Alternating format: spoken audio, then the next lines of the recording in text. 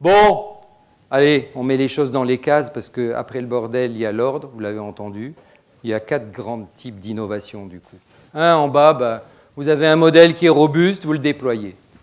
Ouais, ticket restaurant, 50 pays au monde. C'est une TPE en 1955.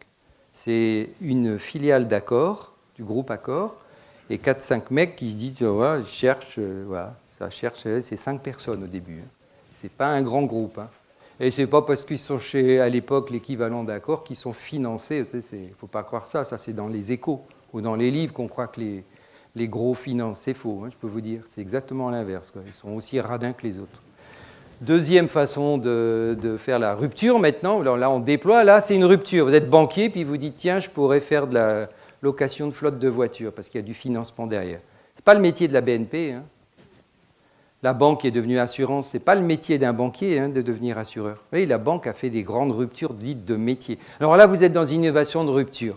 On continue. Alors là, c'est une innovation où vous changez votre modèle économique. C'est-à-dire, vous dites, j'ai plusieurs offres, dont une en low cost. On pourrait imaginer un low cost Air France. Un buy Air France. Comme l'a fait Orange, comme l'a fait Bouygues. Oui, parce que quand on dit aux Français, en général, oh, on va innover, surtout pas de low cost. Ah oui? Vous voulez que je vous donne le meilleur distributeur allemand? Vous savez comment il s'appelle? Aldi. C'est un low coster, un acteur du low cost. Ça fait réfléchir, vous savez. Ce que j'ai appris dans mon métier, ce n'est pas de certitude. Je regarde ce qui marche. Et on voit des gens du low cost plus intelligents que des gens du luxe. Parce que Sonia Rykiel, vous avez entendu, là, vous avez écouté la radio, là? Ils sont en redressement judiciaire. Ça, c'est de la marque.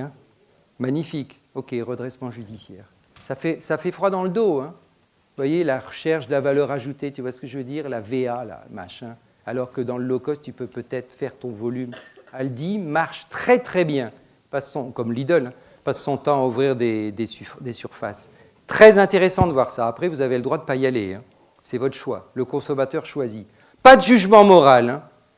En innovation, on ne fait pas le jugement moral. Vous avez tous des voitures sur le parking. Donc, on est tous en train d'abîmer la planète, si on veut par là.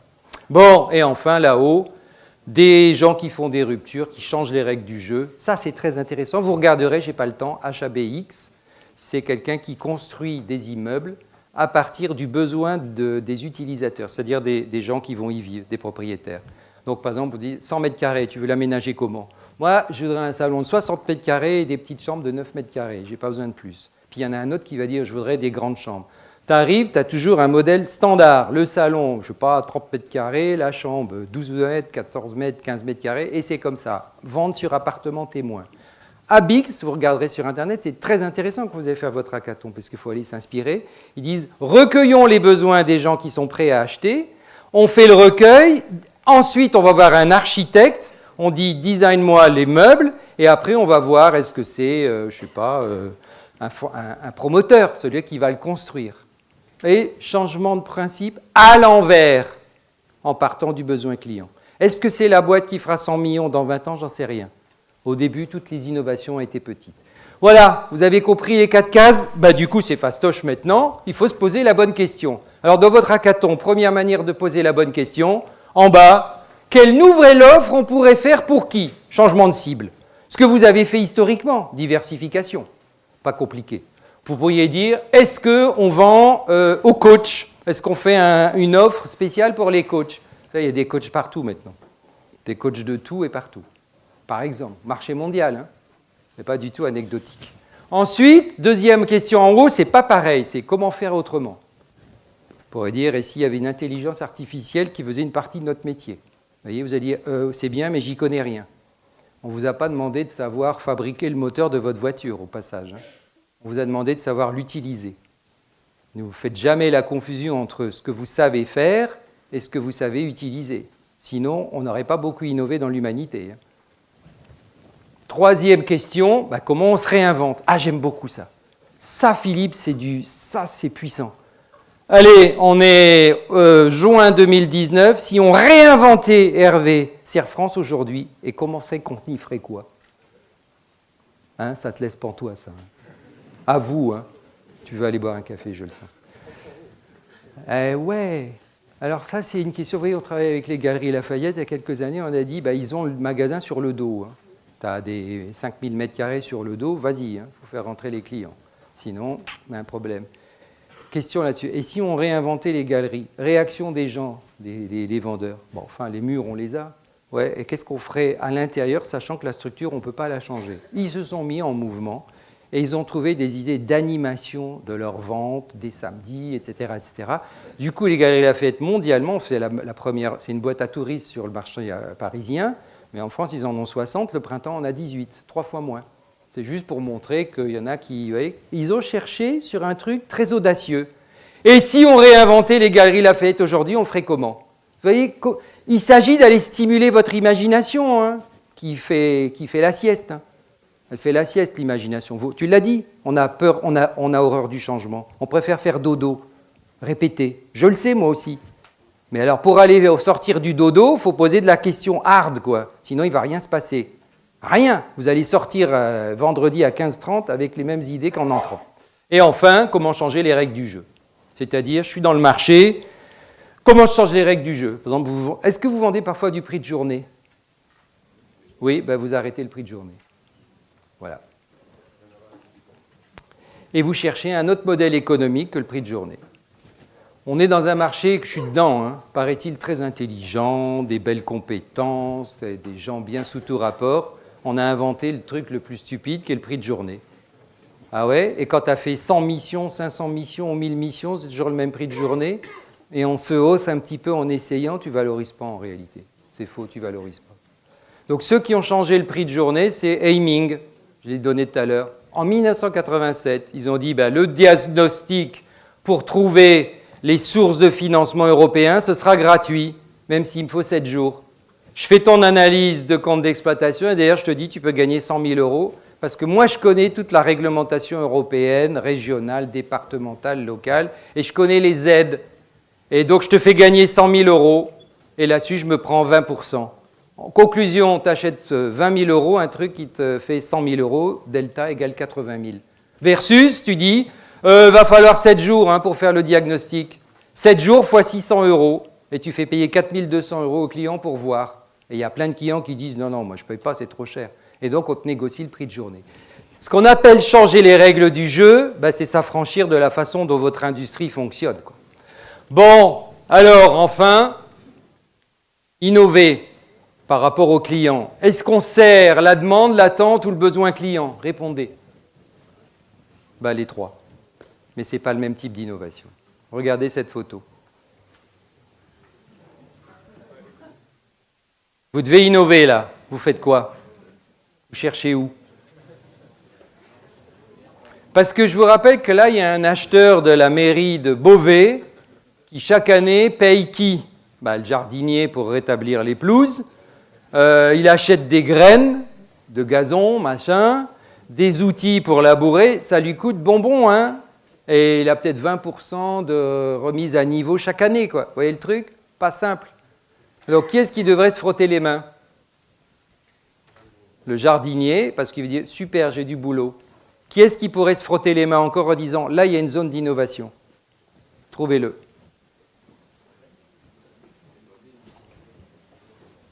Trouvez-moi l'innovation qu'il faut trouver là-dedans. Là où il y a un marché mondial, si tu trouves.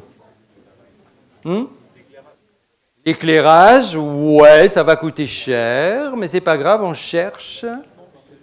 Planter des arbres, c'est une façon de faire pour détourner le client, voilà, tu fais de l'achat. Le gazon, qu'est-ce qu'il faudrait trouver? Un gazon qui ne s'use pas. Et que va dire le directeur commercial? 1, ça n'existe pas. Et puis petit 2, alors s'il ne s'use pas, on n'en vendra pas. Et voilà comment on met une idée à la poubelle. Alors qu'il faut lui répondre quoi? On en mettra ailleurs du gazon qui ne s'use pas. Dans ton salon, par exemple. Ah, tu crois? T'as bien de la moquette. T'as bien... Voilà. J'ai trop d'expérience, j'en ai trop entendu. J'adore mon métier. Moi aussi. Je suis très commercial. Mais... Non, ce qu'il y a, c'est quoi? C'est évidemment, je ne sais pas, Villemorin, je ne sais pas qui est fabricant, enfin Monsanto va être dessus et les autres évidemment, mais ça peut être une start-up, hein, une boîte qui va chercher. Alors ça, c'est chercher le besoin. Si tu réponds à la demande, tu dis, bon, on va tracer les allées autrement. Les attentes du client, ce n'est pas ça, c'est d'aller vite. C'est pour ça qu'il coupe. Et après, le vrai besoin, ce n'est pas de redessiner le jardin, enfin les plates-bandes et tout ça. Ce n'est pas ça le besoin. Le besoin, c'est un gazon qui ne s'use pas, sur lequel les clients peuvent fonctionner, enfin marcher là où ils veulent. Vous voyez le changement? Donc quand vous faites votre hackathon, posez ces 3 mots-clés. Cette offre, elle répond à quelle demande? Petit 1. Petit 2, c'est quoi les attentes réelles? Et petit 3, en fait, c'est quoi le besoin? Et vous verrez, en général, il n'y a pas superposition. Et les innovations sur les besoins sont les innovations de rupture les plus puissantes. C'est là où vous trouvez les idées. Vous voyez, c'est comme si vous achetez une tondeuse à gazon. C'est quoi votre demande? Qu'elle ne soit pas trop chère et qu'elle coupe, quoi. Et qu'elle ne consomme pas, qu'elle ne fasse pas trop de bruit. Votre attente, c'est quoi? Qu'elle ne tombe pas en panne, qu'elle se range facilement, que vous la laissez l'hiver, elle redémarre. Vous voyez, ça, c'est ce qu'on appelle les attentes. Quel est votre besoin? Non, la tonde de la pelouse, c'est la demande, grâce à un outil. Quel est le besoin? On n'est pas loin, hein, mais justement, vous allez voir la nuance. Faire plaisir à sa femme, voilà, ou bien avoir un beau jardin. Bravo. Vous voyez, vous trouvez en 15 secondes. Bravo. Avoir un beau jardin, c'est pas pareil que je veux une tondeuse à gazon. Et qui est-ce qui a innové sur avoir un beau jardin? Parce que vous savez que le problème du jardin, c'est quand il pleut et qu'il fait chaud, par exemple. C'est que, voilà, bon week-end, quoi. Qui est-ce qui a innové sur l'outil? Le Rodbo tondeuse. Qui est-ce qui l'a fait le premier? Husqvarna. Et il a cherché sur le besoin et pas la demande. Et ça, c'est un message fort. Si vous répondez à la demande de vos clients, vous avez toutes les chances de faire des innovations importantes, mais qui se terminent par une baisse du prix.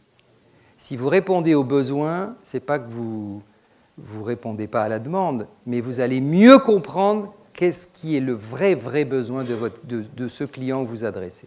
Bon, allez, je crois que j'ai une expo. Voilà, ce sera la dernière, puisqu'il est 11h05. Je vais vous donner les 9 leviers pour innover. Alors, 9 leviers, ouais, parce qu'il faut synthétiser. Hein. Vous voyez ce que je veux dire? On ne va pas en chercher 90. Parce qu'en réalité, il n'y en a pas 90. Alors après, si on travaille pour des conseillers Serfrance, si on travaille pour des fabricants de chaises ou des fabricants de tables, évidemment, il y a des mondes produits physiques, des mondes de services, ce n'est pas tout à fait pareil. Néanmoins, vous retrouvez les mêmes 9 leviers. Voilà, que nous avons réussi à synthétiser. Alors, le premier levier, c'est de créer des nouveaux services autour de votre produit actuel. Voilà. Ce que vous avez fait, historiquement. Donc, vous devriez vous dire, mais c'est quoi les services dont nos clients ont le plus besoin aujourd'hui? Voilà. Peut-être qu'ils ont besoin de covoiturage. Vous allez me dire, mais moi, ce n'est pas mon métier.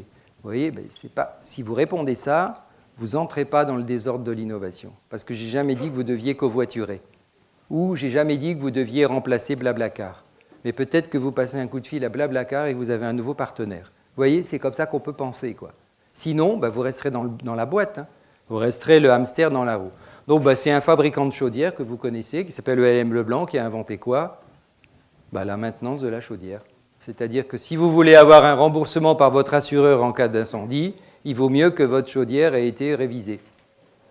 Donc, vous regardez le compte d'exploitation du chaudiériste, tu vois, un mec qui fabrique de la chaudière. Tu vois ce que c'est? De la tubulure, du gicleur, de l'économie d'énergie, un machin déporté ou une connexion radio pour pouvoir choisir ta température. Voilà, ça c'est son compte d'exploitation. L'achat des pièces, la fab, l'usine, clac, plus une nouvelle colonne. Génial, qui fait une rentabilité folle, la maintenance de la chaudière. Qui est-ce qui maintient sa chaudière là? Ah, ils vous ont bien eu. Mais oui. C'est-à-dire qu'ils ont, là c'est plus que la Redoute. Hein. Ils ont créé un sacré marché sur votre besoin. Vous voyez, comment ils l'ont installé sur le marché? Ils sont allés voir les assureurs. Alors là, vous avez une leçon basique du marketing de l'innovation. Le marketing, ce n'est pas forcément en ligne droite, c'est peut-être aller voir quelqu'un qui a intérêt à ce que son client fasse la maintenance de sa chaudière, l'assureur.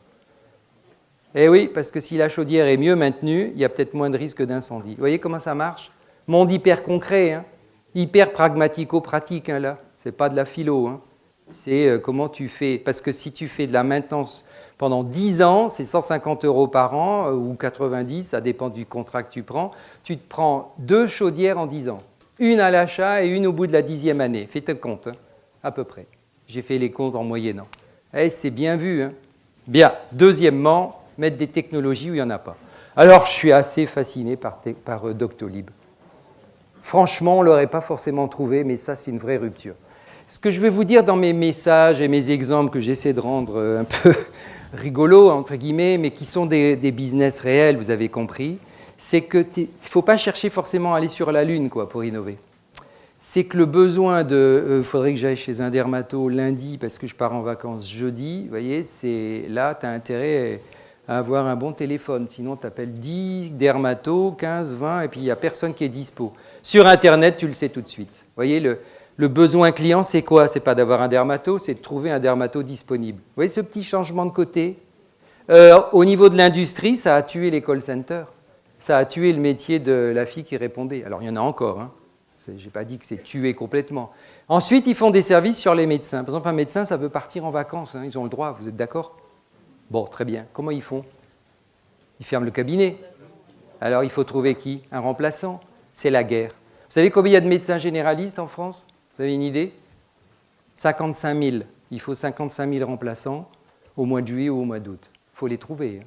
Quelle est l'offre de Doctolib? Pas pour vous, mais pour le médecin.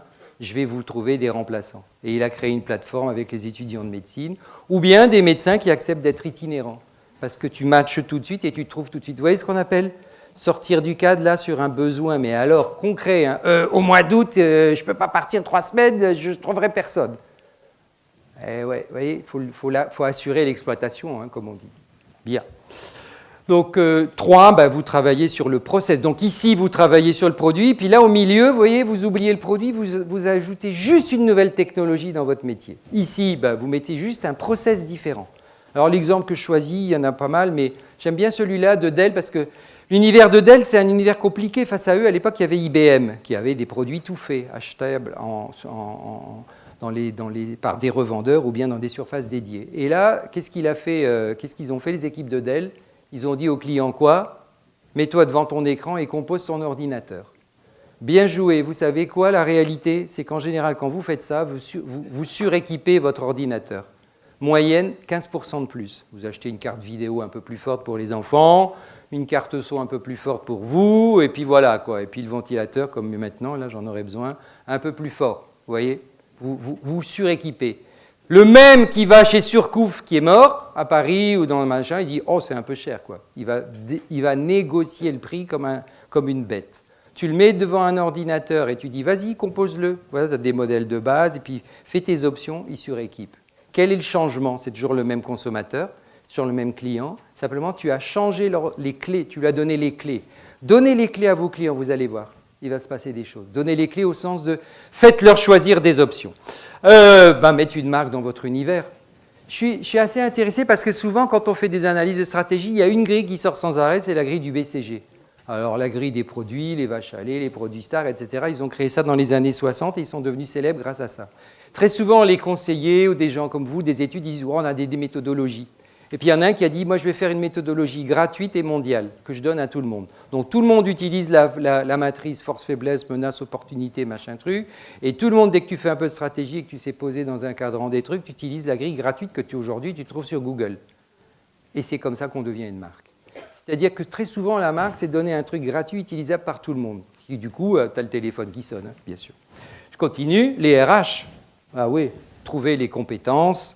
Aller chercher des compétences différentes. C'est-à-dire que si nos métiers doivent s'adapter, du digital, il faut plus de geeks chez vous, c'est une évidence.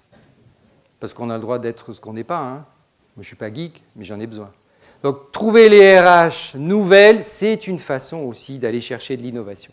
La cible, changement de cible. Bon, vous l'avez fait, c'est facile, mais j'aime bien ce distributeur Bruno parce que vous savez ce qu'il vend. Hein. C'est de l'équipement de bureau et compagnie.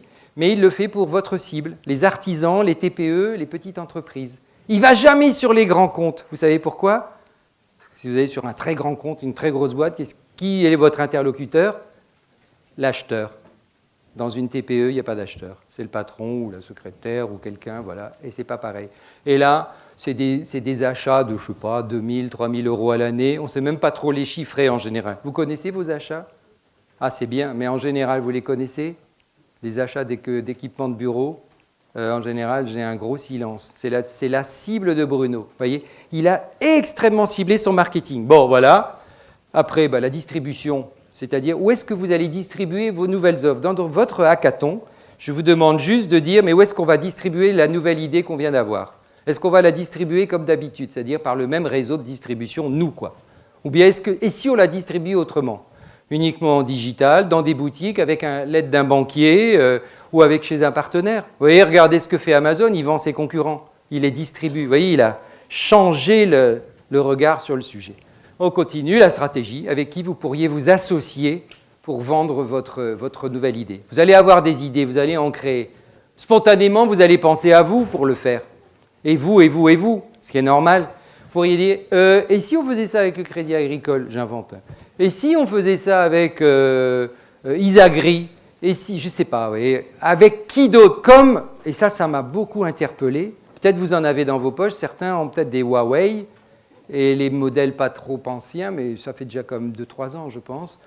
Le capteur photo, c'est Leica qui le fait. Leica, c'est la marque la plus chère de boîtiers photo. Hein. C'est des produits fantastiques, extrêmement chers. Pourquoi ils vont là-dessus, à votre avis? Parce que Huawei, ce n'est pas le même niveau de prix. Hein.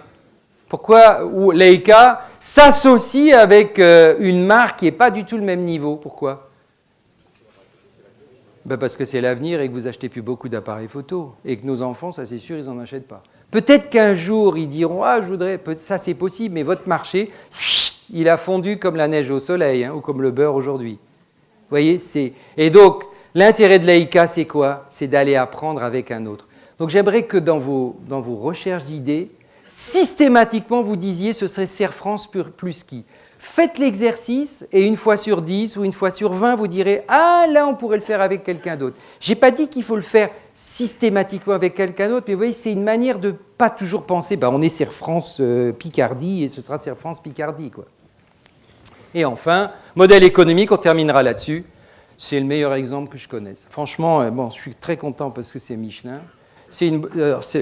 Michelin Solutions, c'est une idée qui est née en 2001, 2002. Ils ont mis 3 ans. Alors là, c'est intéressant. Parfois, on est trop pressé sur une idée innovante. Ils ont mis 3 ans pour l'élaborer. Et ce n'est pas parce que Michelin est riche, hein, parce qu'ils sont partis de zéro. Ils sont comme vous, quoi, de 0, 0. Ce n'est pas parce que vous croyez, vous dites « Ah, c'est Michelin, ils ont de l'argent ». Non, vous vous trompez. Clermont-Ferrand n'a pas d'argent. C'est faux. Alors, modèle économique, c'est-à-dire que le dernier levier, c'est vous touchez à un seul truc, c'est votre mode de vente. Comment vous vendez? Est-ce que vous vendez du prix de journée? Est-ce que vous vendez du gratuit? Est-ce que vous vendez de l'abonnement? Comment vous mixez tout ça? Vous voyez? Est-ce que vous louez des choses, etc. Est-ce que vous vendez des licences? Vous voyez, l'univers dit du modèle économique. Alors, la cible, c'est les transporteurs routiers uniquement et pas vous. Et sur les transporteurs routiers, voici l'offre de Michelin. Ils disent, pour un camion qui fait plus de 120 000 km par an, les économies sur les pneus peuvent aller jusqu'à 2 500 € et plus par camion. Donc, quelqu'un qui a 100 camions, 100 fois 2 500, il sait compter. Hein. Surtout un transporteur, son compte d'exploitation, ce n'est pas le compte d'exploitation d'Hermès. Hein. Et ils ont des solutions pour économiser le fuel qui va jusqu'à un taux d'utilisation jusqu'à 100% du budget, quoi. C'est-à-dire que le fabricant de pneus s'est intéressé à la consommation de fuel du camion. Vous voyez? Je vous rappelle que le métier de Michelin, ce n'est pas le fuel, hein, c'est de fabriquer, vendre des bons pneus, quoi. Et donc, ils se disent, mon transporteur, ses besoins à lui, c'est quoi? Alors, les besoins, les voilà. C'est optimiser la gestion de son poste pneu. En gros, il parle comme vous. Je rappelle, c'est un fabricant de pneus. Il parle comme un conseiller comptable, quoi. Il parle de poste pneu. Il ne dit pas je vais vous trouver des promos à moins 20% si vous faites des achats de volume. Il vous parle comme un comptable parle à son client. Et il dit je m'engage et je vous garantis un prix aux 1000 km. Il garantit un prix, quoi. Vous voyez jusqu'où il va? Parce qu'il fait de la location et que les pneus sont toujours bien gonflés. Parce qu'il a compris que le problème du pneu qui fait qu'il y a trop de consommation, c'est les pneus mal gonflés. Et ça, c'est la force de Michelin, c'est des gens de terrain, ils font que de l'observation, observation, observation, aucune idéologie, aucun a priori, ils disent on a compris pourquoi les pneus s'usent plus vite parfois, c'est un problème de gonflage. Donc si on invente des capteurs pour avoir toujours le bon gonflage, la bonne pression, etc., le pneu s'usera moins vite. Et donc il y aura moins de consommation d'énergie, et donc on mesurera la consommation d'énergie, et donc on s'engage contractuellement sur une réduction en litres au 100 km. Franchement, c'est magnifique. C'est une idée qui dit, en B2B, ce qui est votre cas, nous sommes là pour fabriquer la performance de notre client, et non pas juste pour dire on fait des bons pneus.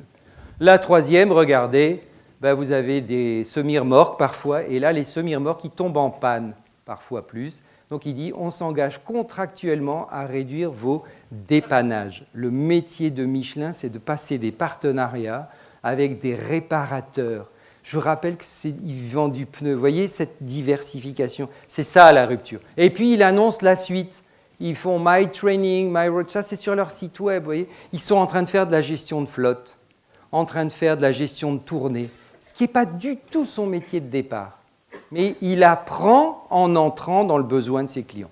Voilà pour nos 9 leviers. Donc, ce sera la synthèse pour vous.